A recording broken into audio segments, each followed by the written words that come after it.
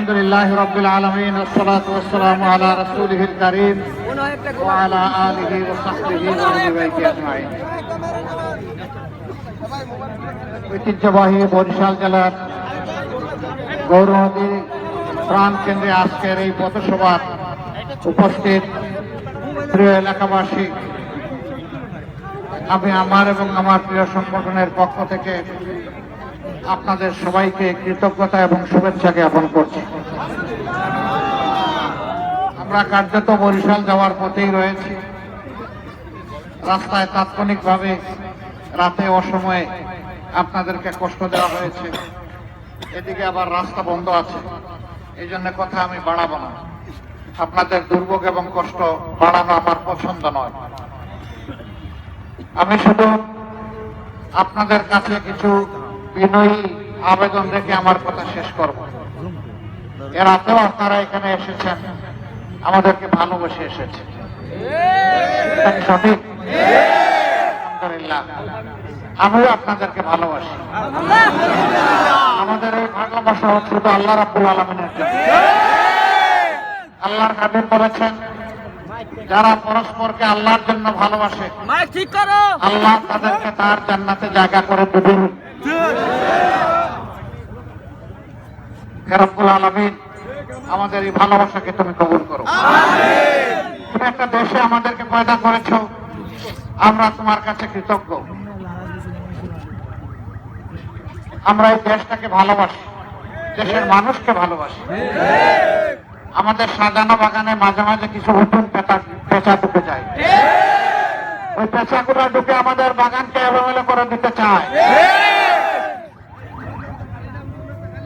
এরা কারা? এরা ওই সমস্ত লোক প্রথমে মিষ্টি মিষ্টি কথা বলে, যাকে এক সময় চিনে না, দেখে না, বুঝে না, জানে না, তাকে ভাই হিসাবে বাবা হিসাবে গলায় জড়ায় ধরে। বাচ্চানি এমন যেন একেবারে মায়ের পেটেরই একদম ভাই আমার।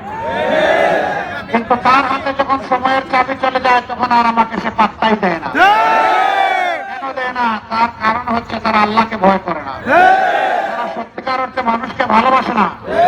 মানুষকে ধোঁকা দিয়ে মানুষের সম্পদ লুণ্ঠনকারী এরা ডাকাত।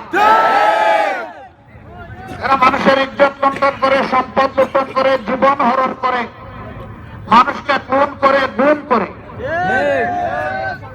আমরা তাদেরকে চিনি, এটার নাম ধরে আমি আমার এই মুহূর্তটাকে নাপাক করতে চাই। এদেরকে আমরা সবাই চিনি। আমরা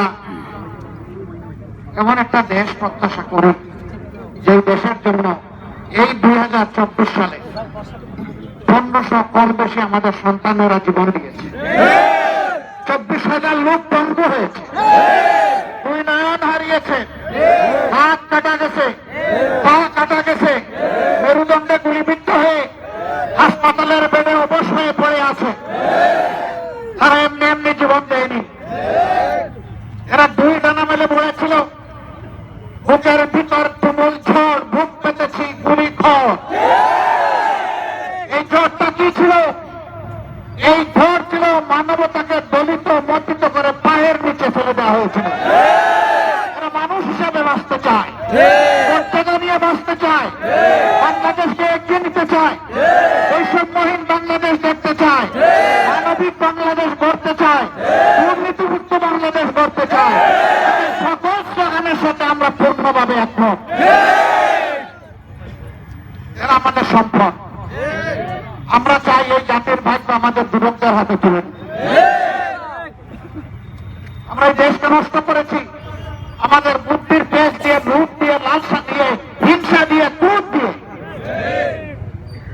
এই যন্ত্রণা থেকে দেশকে মুক্ত করতে হবে।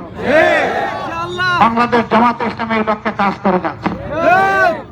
এমন একটা দেশ চাই যেই দেশে পুরুষ কিংবা নারী, গৃহ কিংবা চলাচলের পথে অথবা তার কর্মস্থলে সব জায়গায় সে নিরাপত্তা এবং মর্যাদার সাথে থাকবে। কারো মর্যাদা নিরাপত্তা বিঘ্নিত হবে না। হিন্দু, মুসলিম, বৌদ্ধ, খ্রিস্টান 4 ধর্মের মানুষ আমাদের দেশে আছে। এক ধর্মের লোক আরেক ধর্মের লোকদেরকে হিংসা করবে না। ধর্মীয় উপাসনালয়ের দিকে হাত বাড়াবে না, কারো ইজ্জতের উপর হাত দেবে না, অন্যায়ভাবে কারো জমি দখল করবে না, চাঁদাবাজির মতো নিকৃষ্ট কাজে লিপ্ত থাকবে না। এমন একটা দুর্নীতিমুক্ত বাংলাদেশ আমরা চাই। আমরা এমন একটি দেশ চাই যেই দেশে আমাদের সন্তানেরা লেখাপড়া করে বেকারের কাগজ হাতে নিয়ে ঘুরাবে না, বরঞ্চ লেখাপড়ার পাঠ চুকিয়ে যখন বের হবে কাজ তাদের হাতে চলে যাবে। আমাদের সন্তানদের হাত হবে কর্মীর হাত। এই কর্মীর হাতগুলোকে আমরা শক্তিশালী করতে চাই। এই হাতগুলো শক্তিশালী করে আমরা দেশকে সামনের দিকে এগিয়ে নিতে চাই। আপনারা কি তাই চান? সত্যিই চান? তাহলে আরো অনেক ত্যাগ স্বীকারের জন্য প্রস্তুত থাকতে হবে। আমাদের আকাশে কালো সপন এবং কালো মেঘ ঘোরাফেরা করছে, আমাদেরকে সতর্ক থাকতে হবে।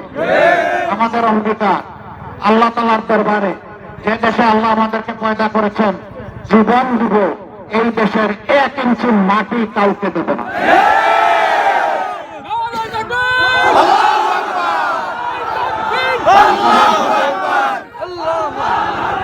একটা শান্তিপূর্ণ সমৃদ্ধ মর্যাদাশীল দেশ গঠন করার জন্য আমরা আপনাদের ভালোবাসা চাই, আপনাদের দোয়া চাই, আপনাদের পরামর্শ চাই, আপনাদের সমর্থন চাই, আপনাদেরকে পাশে চাই, আপনাদেরকে সাথে চাই।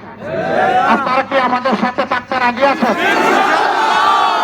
ধন্যবাদ। আসসালামু আলাইকুম ওয়া রাহমাতুল্লাহি ওয়া বারাকাতুহু। ওয়ালাইকুম আসসালাম।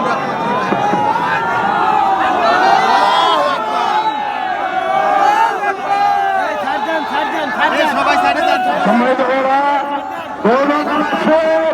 ফুল দিয়ে আমি জগৎকে বরণ করে নিয়েছেন। আগরতলা থেকে এবং গৌরনদী থেকে 2 উপজেলা থেকে এই ফুল আমার প্রাপ্য নয়।